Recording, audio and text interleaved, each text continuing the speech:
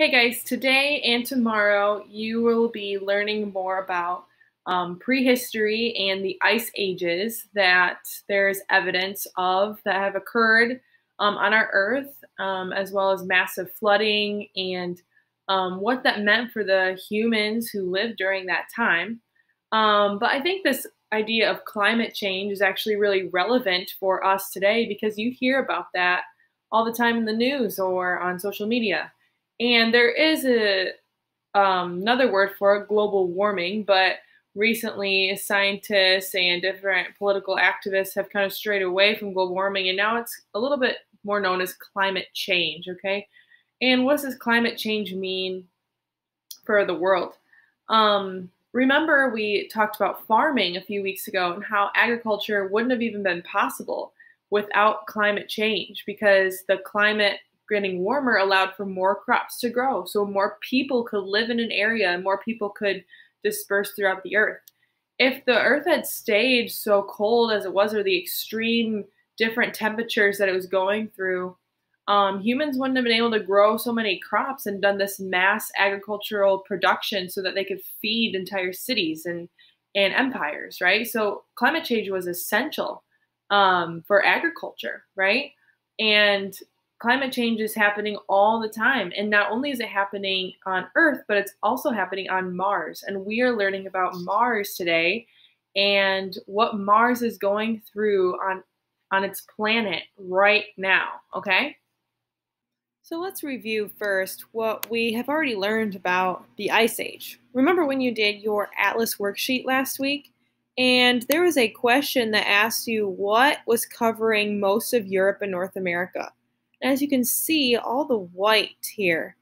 And we look at the key, glacier or ice sheet. Okay?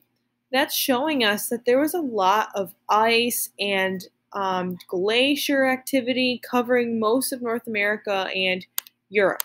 Now, that is what we call the Ice Age, okay? It's when these big areas of the continent are covered in ice, and that means that the water levels throughout the rest of the oceans is lower because most of that water it's a solid, it's frozen. Obviously, Antarctica as well. All right, and that's where we still see a lot of ice today. So that's a review from your map that you worked on last week. You've already learned about some of this ice age. So now we're going to learn about what does it look like on Mars. We're now going to take a look at space.com. And obviously this is not an academic or scholarly article necessarily, but this is kind of the talk of the town, right? This is what people are saying about Mars getting warmer, okay? An ice age potentially being on Mars and ending. Let's read this together right here. So this picture is a picture of a North Polar ice cap on Mars. All right, so Mars is emerging from an ice age, a finding that could shed light on the past and future climates of both Mars and Earth, researchers said. The orbit of Mars regularly undergoes changes that greatly affect how much sunlight reaches the planet's surface, which in turn can strongly alter the red planet's climate. Similar orbital variations, called Milankovitch cycles, are known to happen on Earth.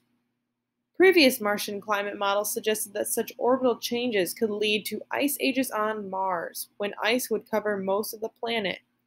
Now, researchers said that they have found evidence of these ice ages on Mars.